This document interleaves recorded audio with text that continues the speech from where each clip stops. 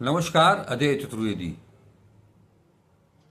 हम प्रभु नारायण सिंह की 105वीं जयंती की कड़ी को आगे बढ़ाते हुए अब हम आपके सामने प्रस्तुत करने जा रहे हैं इंद्रजीत शर्मा, कुंवर सुरेश सिंह, सतनाम सिंह और प्रोफेसर सुरेंद्र प्रताप को, जिनका ये मानना है कि वैचारिक राजनीति के लिए एक बड़े आंदोलन की जरूरत है और गांधी की विचारधारा उसको आत्मसात करने की जरूरत है, क्योंकि गांधी, लोहिया, जयप्रकाश, प्रभु नारायण सिंह, राजनारायण, इस कड़ी में जब आप जाएंगे तो एक से एक वो राष्ट्र निर्माता भी मिलेंगे, जिनमें आप बिना हिचके, बिना रुके पंडित जवाहरलाल नेहरू को भी शामिल करेंगे, सरदार पटेल को भी शामिल करेंगे। तो सुनते हैं इन विचारकों के, समाजवादियों के वो विचार।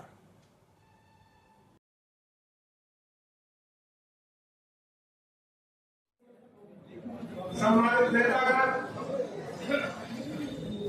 सामने बैठे मित्रजन एवं साथियों, सबसे पहले भाई अरविंद सिंह जी को बधाई देना चाहता हूं कि आपने तमाम समाजवादी साथियों को, तमाम संघर्ष के साथियों को और उन तमाम लोगों को यहाँ इकट्ठा करके मिलाने का काम किया, सोचने का काम किया। और ये जो विषय रखा गया है कि आज की राजनीति की परिस्थिति क्या है, किस दिशा में जा रही है, इस पर विचार करने के लिए जो आपने सभी साथियों को बुलाया है, इसके लिए बहुत बहुत धन्यवाद। साथ ही यही मैं कहना चाहता हूं, तमाम साथियों ने व्यक्तिगत रूप से आपके दबाव को यहाँ पर आने का काम किया है और जितने भी साथी यहाँ बैठे हुए हैं वो पुराने अधिकतर चेहरे साथी हैं जो राजनीति के संघर्षों में वैचारिक आंदोलनों के साथ जनता के सवालों पर बराबर रहने का काम किए। मित्रों, आज की राजनीति में जो चर्चा साथियों ने की है, आप सभी की बातों में कब है, आज जो मूल्यों को मूल्य हो रहा है, गिरावट आई है और रातों रात नेता बनने की जो चाहत आज तमाम दलों के अंदर आई हुई है, ये जो गिरावट है, इसके लिए हम तमाम लोग भी इसके जिम्मेदार हैं। और मित्रों, ये बयान जहां बैठे हैं, ये आंदोलन की धरती रही है और काशी हिंदू विश्वविद्यालय, काशी विद्यापीठ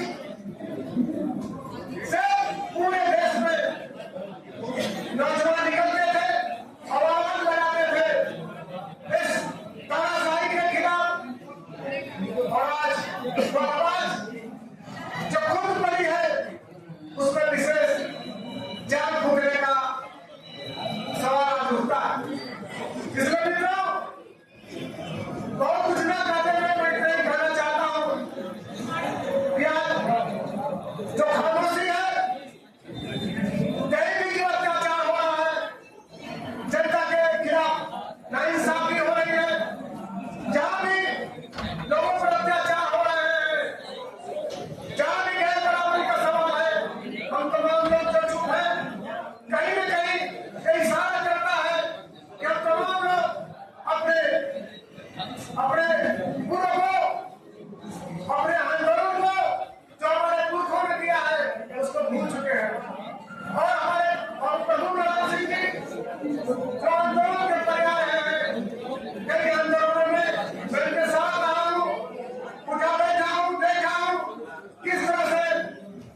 सादगी भरा उनका जीवन था, लेकिन विचार की जो राजनीति उन लोगों ने किया है, मैं समझता हूँ कि अब प्रेरणा स्वरूप हम तमाम लोगों के लिए जहाँ नौजवान साथी बैठे हैं, जिनके कंधे पर देश का भार आने वाला है, उन लोगों को या जो विद्युत स्वरूप बैठे हैं, जिनको अनुभव है, हमारे तमाम साथी राजेश मिश्रा जी बैठे हैं, शिवकुमार जी बैठे हैं, तमाम चौधरी जी बैठे हैं, विजय नारायण जी बैठे हैं, जो डायनामाइट कंपनी जी में है, ऐसे तमाम साथी हैं जो कहीं न कहीं दिशा दे सकते हैं, लेकिन नौजवानों को इसकी शुरुआत करनी पड़ेगी और नहीं तो यह अंधियारा इसी तरह से छाता रहेगा और हम आगे कहते रहेंगे और कुछ हल होने वाला नहीं। और अरविंद सिंह के सामने ये लोग, मैं कहना चाहूंगा तमाम साथियों से कि अरविंद जी यदि अगुवाई करें तो पूर्वांचल में एक आंदोलन खड़ा हो सकता है, क्योंकि आप उस राजनीतिक घराने से हैं जिसकी बात पूरे पूर्वांचल में नहीं है। इसलिए मैं पूरा अरविंद जी चाहूंगा कि दिशा बदलने के लिए आज की जो राजनीति की स्थिति है उसको बदलने के लिए आपको आगे आना होगा और तमाम लोग जो आपके पुराने बनाए हैं आपके नाम से कदम मिलाकर चलने का काम करेंगे। और जो धोरा छाया हुआ है, जो राजनीति में चरित्र का नुकसान हो रहा है, हानि हो रही है और पुण्य हो रहा है, राजनीति में सामाजिक मूल्य में जो परिणति हो रही है उसको बदलने का काम यहाँ का नौजवान बड़ा पूर्वांचल का नौजवान करेगा। इन्हीं चंद शब्दों के साथ मैं आप तमाम साथियों को इसके लिए बधाई देना चाहता हूँ कि आप इस अवसर पर आए और एक सीख लेकर प्रेरणा लेकर जाएंगे कि आने वाले वर्ष में जहाँ भी नाइंसाफी हो रही है, अत्याचार हो रहा है, आम जनता के साथ नाइंसाफी हो रही है, उसके खिलाफ आप लड़ेंगे और एक नमूना पेश करेंगे समाजवादी आंदोलन का। इन चंद शब्दों के साथ आप तमाम साथियों का बहुत बहुत धन्यवाद। जय हिंद, जय भारत और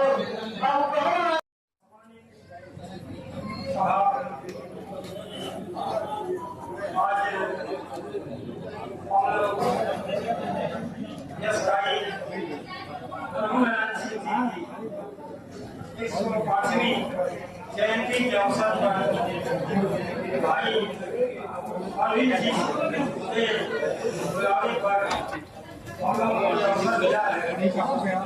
अब अपनी तरफ से, समाज की तरफ से हम श्रद्धांजलि सभा में उनको अपना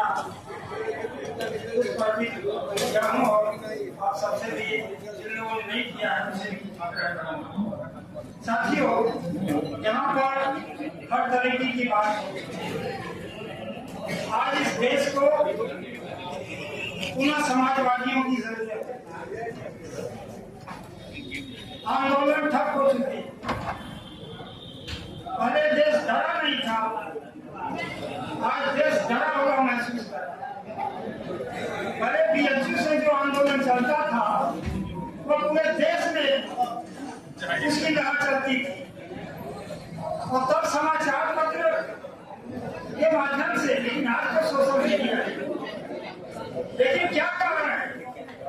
ये आंदोलन दबा हुआ, संघर्ष दबा हुआ, समाजवादी हाथ पे हाथ रखे हुए, बात तो यहाँ बड़ी बड़ी हो, जात की बात नहीं होनी चाहिए, पात की बात नहीं होनी चाहिए, महंगाई की बात होनी चाहिए, बेरोजगारी की बात होनी चाहिए, सरकार की बातें यहाँ पर की गई। लेकिन साथियों, समाज ऐसे नहीं बना, सब धन आए उसको हम समाज कहते हैं और जब हम सबकी बात करते हैं तो वो समाजवाद से करते हैं। हम आप खुद सोचें क्या कितना समाजवादी, हम कितना समाजवाद के लिए काम कर रहे हैं और देश में क्या हो रहा, लाइन कहां से खींचा जा रहा, नफरत की दीवारें कहां से खींची जा रही, जात पात को कौन मजबूत कर रहा, टोपी देकर, कपड़ा देकर कौन फैसला कर रहा, जाति देकर कौन फैसला कर रहा, ये तो आपको विचार करना पड़ेगा। हमें इनका वोट नहीं चाहिए, इनको टिकट हमको बात इस आरोप नहीं कर रहा है। कहाँ गया समाजवाद? सुप्रीम कोर्ट के जजों की लिस्ट देख लीजिए। देश के अंदर सचिवालय जो है उसकी हालत देख लीजिए। अब आप कहेंगे कि इनकी बात मत करिए। मानसिकता के आधार पर आज फैसला हो रहा है। अब इसकी बात मत करिए। चंद लोग, मुट्ठी भर लोग, देशद्रोही लोग आज देश पर कब्जा किए हुए हैं। मठबंदियों से निकल करके लोग आपको एहसास करना रहे हैं। इस मठ में और मंदिर में कुछ नहीं है, जो कुछ है राजनीति में है। देख लो आपके सामने मठ छोड़ करके चल दिए, धनर लेके घूम रहे हैं और कहते हैं बुलडोजर बाबा हो गए। बात मत करिए। क्यों भाई? बात को मैं इशारों में कर रहा हूँ। समझदार यहाँ पर कम खड़ी बैठे और हम उसकी जयंती में बैठे हैं और आज हम चर्चा नहीं करेंगे तो कब करेंगे? सवाल इस बात का है, जसकाई प्रभुनारायण सिंह जी काशी विश्वनाथ मंदिर में किसके लिए आंदोलन करके गए और जेल में? आप लोगों को याद है कि भूल गया? वो समाज कहाँ है, किस रूप में खड़ा है बताइए? वो कराहती मानवता को मंदिर में प्रवेश दिलाने के लिए जेल गए। ये क्या है? ये कैसी दीवारें हैं?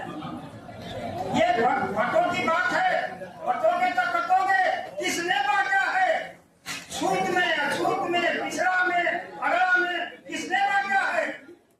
इंसानियत कहाँ है? कल रोटी का मन आदर का भूखा है, चाहे इस देश के अंदर वो कैसा भी इंसान। रोटी की जरूरत सबको है, भूख सबको लगती है, चाहे किस भी तरह का हो, चाहे गरीब से गरीब हो। मैं आपसे पूछता हूँ, क्या उसका मन आदर नहीं चाहता? वो चाहता है आप उसको 10 जूता मार करके रोटी दो। तो आदर की बात नहीं होनी चाहिए, सम्मान की लड़ाई नहीं लगनी चाहिए, सम्मान की बात नहीं होनी चाहिए। कौन सम्मान हमारा छीन रहा है बताइए? ऐसे कितने लोग हैं? तो आपको दीवार को खींचनी पड़ेगी।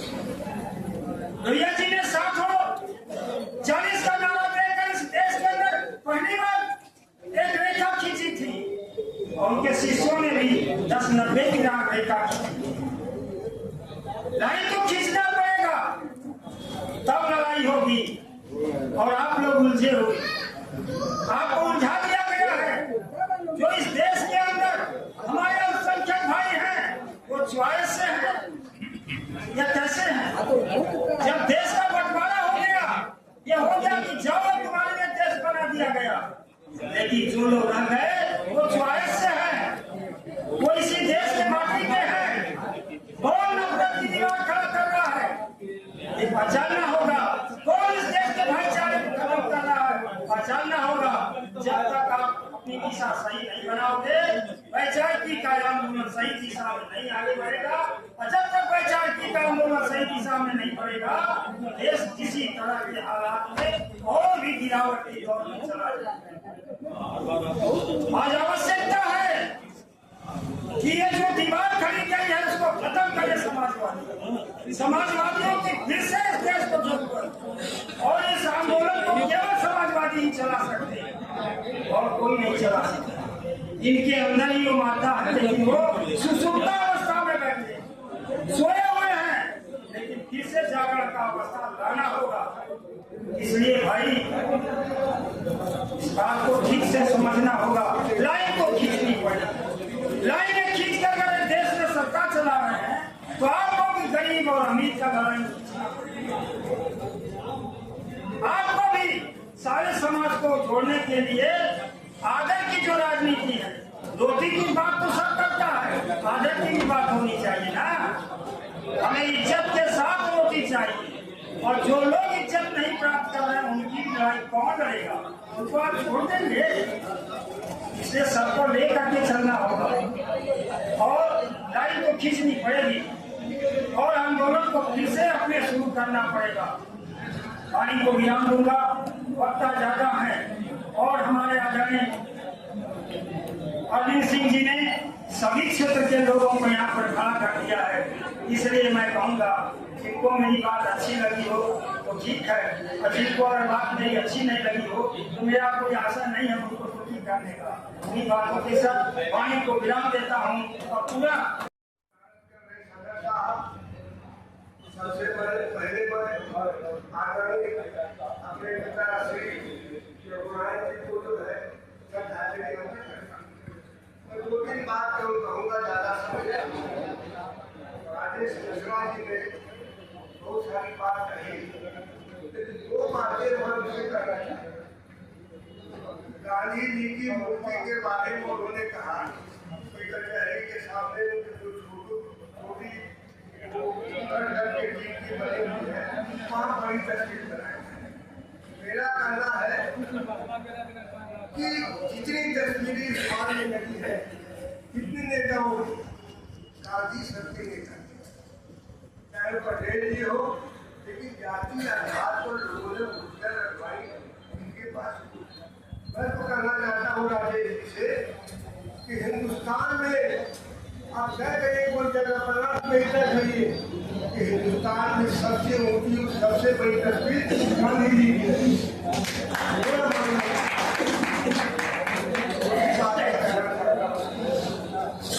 गांधी जी की बहुत चर्चा है। गांधी जी के बारे में मैं छोटी सी बात उदाहरण को देता हूँ कि गांधी जी आने के पहले हिंदुस्तान क्या था, हिंदुस्तान के लोगों की स्थिति क्या थी, और गांधी के आने के बाद क्या स्थिति बदली। हमारे बड़े भाई हैं गुजर गए, ये दूसरे अंग्रेजी में एमए पास किए, गाँव पर गए, दादी का पैर छुए, दादी हम एमए पास हो गए। मेरी दादी ने कहा बबुआ हमारी पूरी छोटे तो सिपाही वो करे एमए पास करने सिपाही बने घड़ी ये बबुआ गाँव में एक सिपाही आवत रहा की टोपी पहन के गाँव के सारा आदमी गाँव छोड़ के भाग जाता। आज की डेट की स्थिति यह है गांधी के आने के बाद गांधी ने जो आंदोलन चलाया कि देश का वो आदमी दुकान छोड़ के भाग जाता था, गरीब था, हरिजन हो, गरीब हो, किसान हो, सारे के सारे लोग अंग्रेजों के सामने बच्चों के सामने करते थे। गांधी लोगों में एक प्लान चलाते। देखिए बहुत सारे अभी राजेश जी सम्मान की बात कर रहे थे और क्या स्थिति है। मैं ठीक है सम्मान सबको चाहिए, सम्मान से बढ़ के कुछ नहीं है, लेकिन हमको याद आता है कि जवानी के दिनों में जवान था, बाबू जगजीवन राम जी संस्कृत विश्वविद्यालय के सामने संपूर्ण नदी की मूर्ति का अनावरण करने आए थे। बाबू जगजीवन राम जी देश के रक्षा मंत्री थे, फ्रीडम फाइटर थे, बड़े विद्वान थे, और जब वो अनावरण करके गए तो देश में एक विशेष लोगों ने जाकर के गंगा जैसे नहराया तो मूर्ति शुद्ध हो गई थी, इसलिए नहरा दे रहे। तो जो जाति स्थिति आज भी इस तरह की स्थिति है कि जात के आधार पर सम्मान मिलता है। आदमी गरीब हो सकता है, ठाकुर ब्राह्मण गरीब हो सकता है, लेकिन उसमें सम्मान में कमी नहीं है। लेकिन आज भी छोटी जातियां हैं, जो हरिजन है, लोग है, भर है, आज उनका समाज को सम्मान नहीं है, तो उनका मिला है। तो साथियों और एक बात अंतिम करना चाहते आज बहुत सारी जाति के नाम पर पार्टियां हो गई या जात के नाम पर जो संगठन बनाने दलितों का भी है, ब्राह्मणों का भी है, फिर भरों का भी हो गया, बिहारों का भी, हर जात के लोग अपने अपने जात में हमको उससे कोई एतराज नहीं, लेकिन एक बात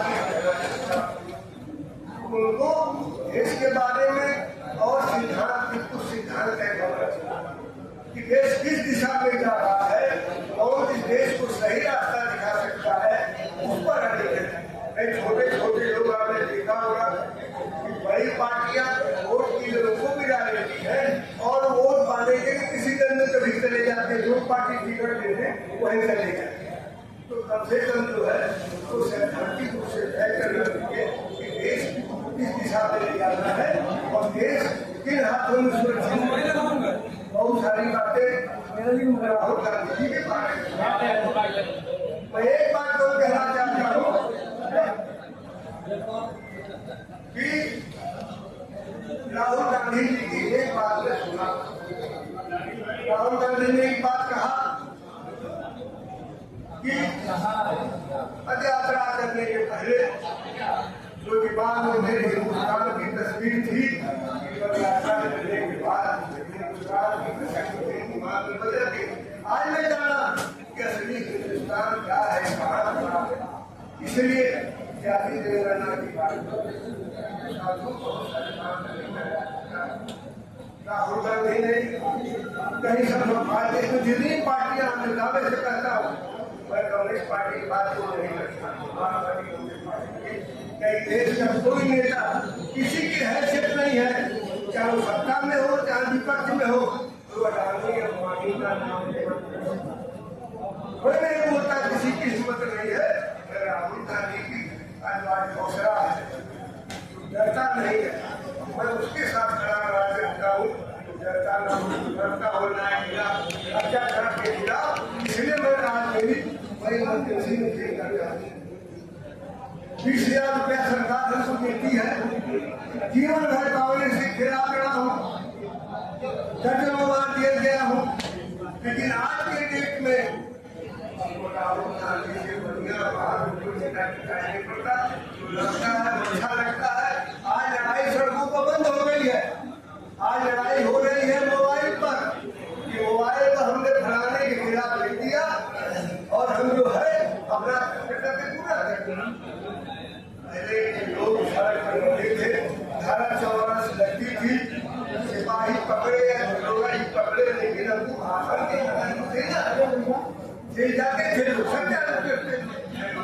लेकिन आज सारी पार्टियां, जो पार्टियां में तो भाजपा की बात नहीं कर रहा हूँ, जितनी पार्टियां हैं, लोग नियम बदलते गए, परमिशन लीजिए, कितने तक परमिशन मिलेगा नहीं मिलेगा, नहीं बस आगे कर पाएंगे, आगे की सोचता है। आज प्रदर्शन करने लोग जाते हैं, पत्रकार लोग बैठे हैं, पत्रकार जाते ही पहले चाहता है कि प्रेस नोट दी, प्रोग्राम शुरू नहीं हुआ, आप लोग पहले से लिख के जाते हैं, कराने ये बात नहीं किया, अब पता लगा जिनका नाम चला गया भाई नहीं और जो भाई उनका नाम ही नहीं। तो ये सारी परिस्थितियां हैं, अगर देश को बदलना है तो लड़ना पड़ेगा, और बात जो लड़ रहा है उसके साथ खड़ा होना पड़ेगा, चाहे कोई भी हो। यही जैसे जीवन में निरंतर गरीबों, किसानों, दलितों, बच्चों के लिए निरंतर संघर्ष करने वाले सभी और शादी में बड़े भाई अरविंद सिंह जी को लगा तो नहीं, भाई कुंवर सुरेश सिंह जी को मैं बहुत बहुत बधाई देना चाहूंगा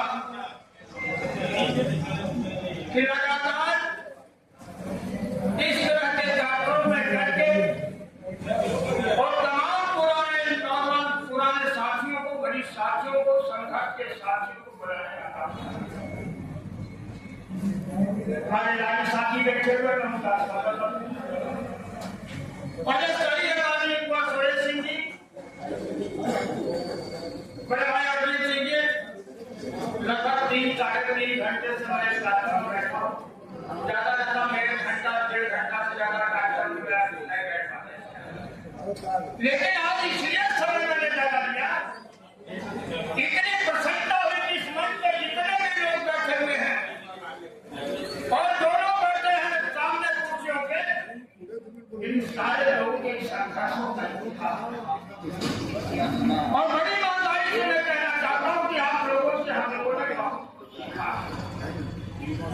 लेकिन आज चर्चा बहुत हुई है, नौजवान चर्चाओं पे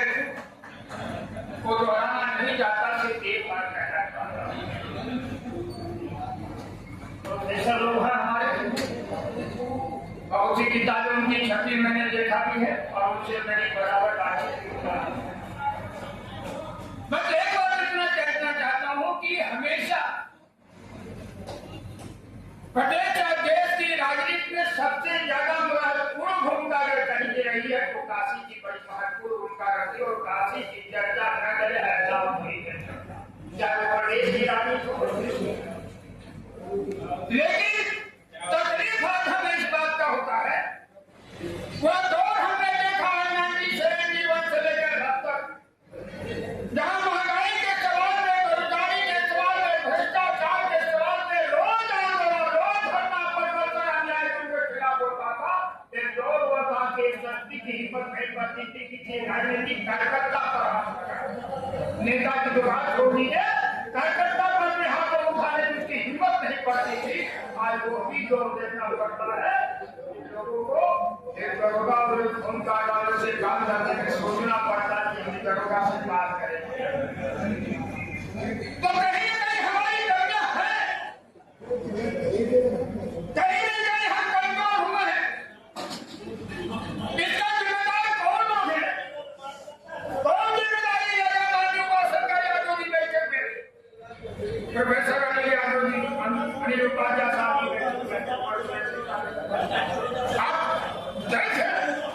कोई दिन ऐसा खाली नहीं जाता था कि बनारस कभी किसी थाने पर धरना प्रदर्शन हो, कोई ऐसा अधिकारी बचता नहीं था,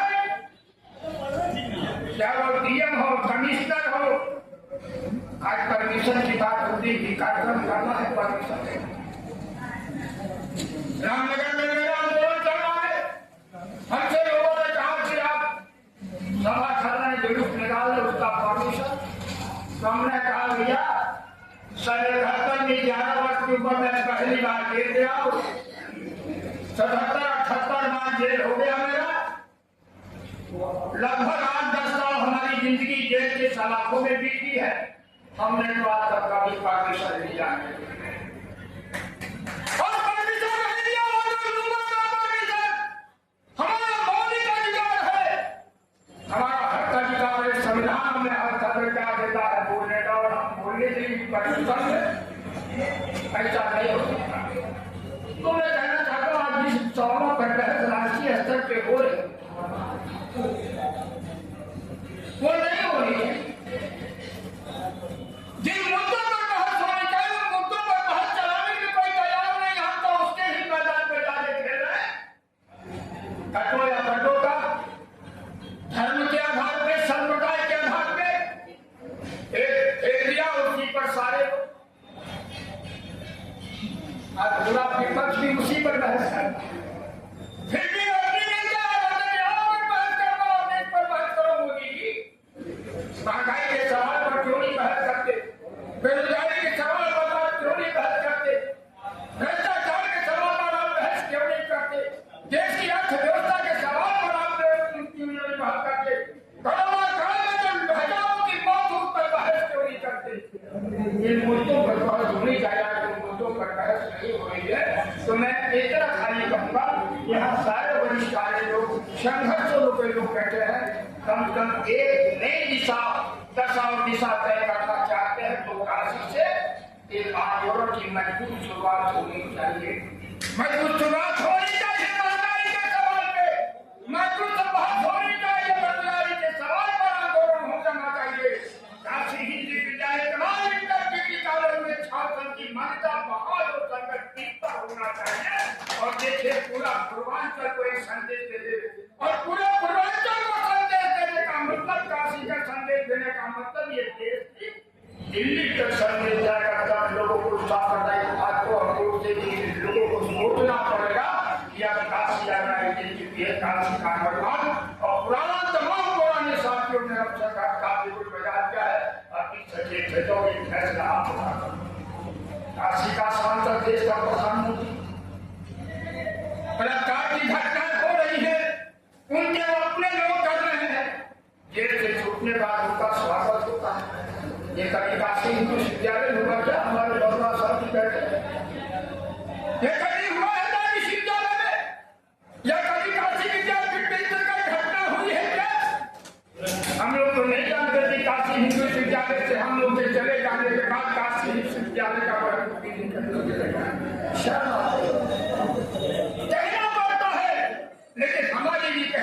कमी है।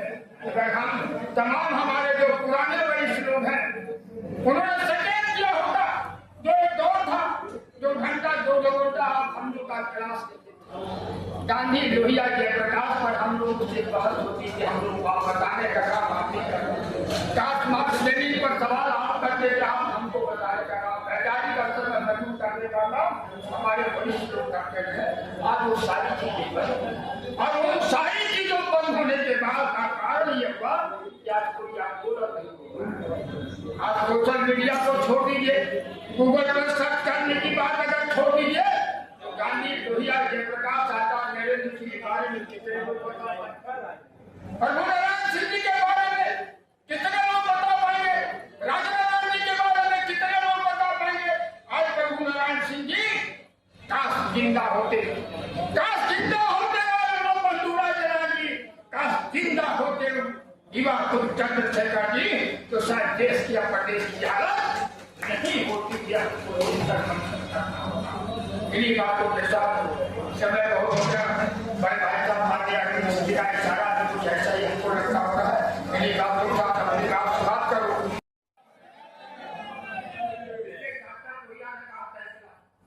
आपकी जितनी संख्या कम नहीं, तबियत से नारा लगे ताकि स्वर्गीय की आत्मा भी कहे कि नहीं भगवान में जो सभी है, ये हमारी विचारधारा को आगे बढ़ा सकता है, ये हमारे सोच और सपनों को साकार कर सकते थे। तबियत से एक ही नारा लगा, तबियत से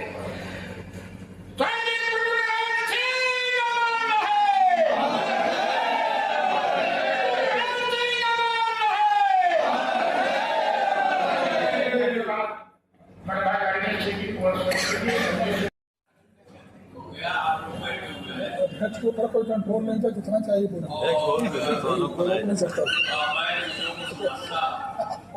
एक घंटा हो गया होगा।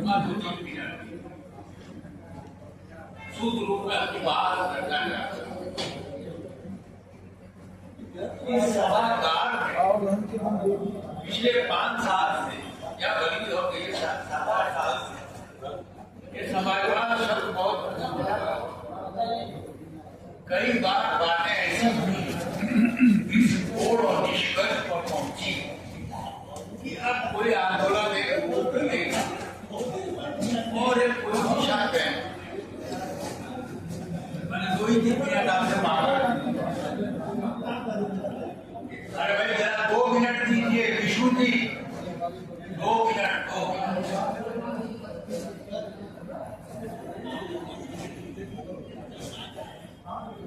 तो ये 7-8 साल में निष्कर्ष पर आते आते कुछ हो नहीं पाए, और भाई जरा 2 मिनट शुरू करिए। बच्चों वाला व्यवहार हो, कोई 3 मिनट को मांगिए, और आंदोलन में तो और धैर्य रखना होगा, कुर्बानी करनी होगी, घर छोड़ना होगा। मैं सूत्र में बोल रहा हूं, एक तो देखिए आपको स्पष्ट वैचारिक राजनीति है, अब उसको अंग्रेजी में हम पॉलिटिकल आइडियोलॉजी करते, वो खत्म है हमारे, बहुत स्पष्ट उसको खत्म कर दिया इस सरकार ने। और मेरे सामने बैठे हैं, मैं बड़ा स्पष्ट कहूंगा, कांग्रेस के पास भी कोई आइडियोलॉजी नहीं है। आज इतिहास है, उत्तर संग्राम का इतिहास लेके कांग्रेस रो रही है, कांग्रेस के संगठन में टूटा गए दिखा रहे, जबकि आज कांग्रेस ही राष्ट्रीय पार्टी है। अब हम विस्तार में नहीं जाएंगे, समय भी नहीं। अब एक चीज आपको सिर्फ बताऊंगा, कुछ साथियों ने यहाँ ठीक ठाक बात, वो प्रकार के हमारे बीच हैं, आचार्य नरेंद्र देव की ग्रंथावली का संपादन किया। आचार्य नरेंद्र देव 52 में शायद गुजर गए, इतने बड़े बड़े नेता है जो नाम उसका उन्होंने कुछ ख्याल नहीं किया समाजवाद और समाजवादी आंदोलन बराबर बिखराव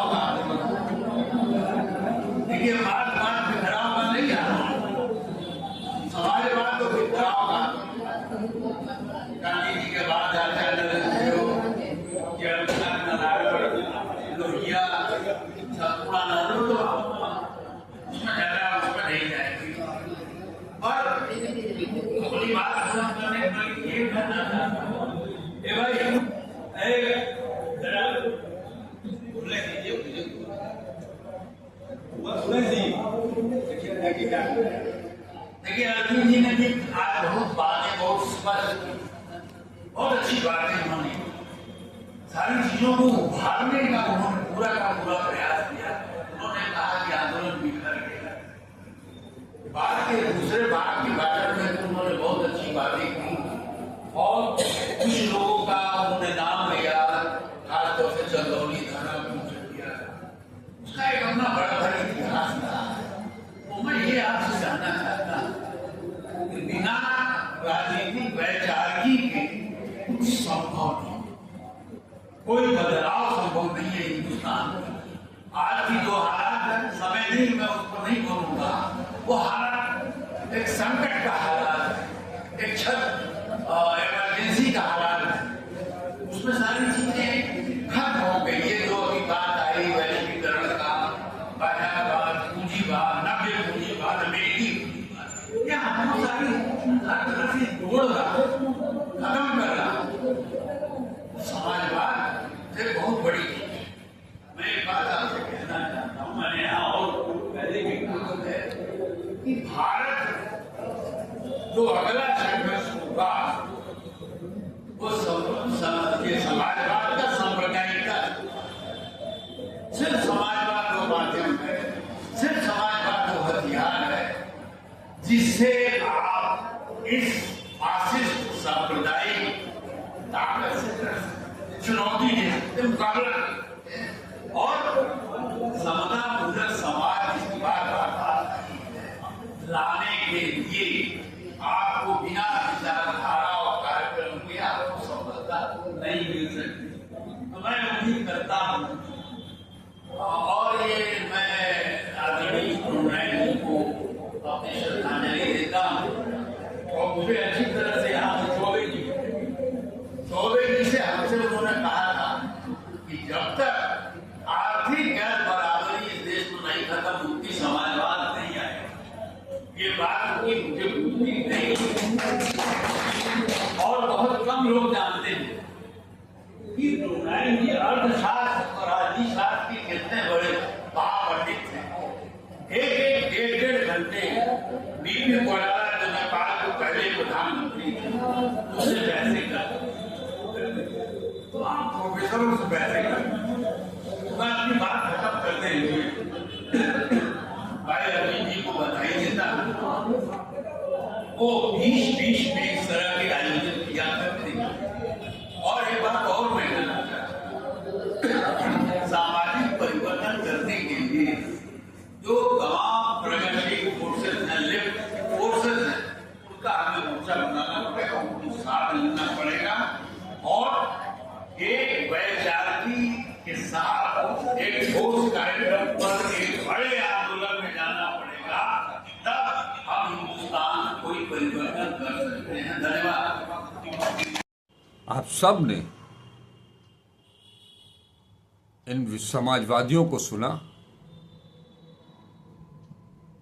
और आप किस निष्कर्ष पर पहुंचते हैं ये भी हमें कमेंट बॉक्स में जरूर बताइएगा। हम आपसे फिर मिलेंगे, मिलते रहेंगे। नमस्कार, अजय चतुर्वेदी।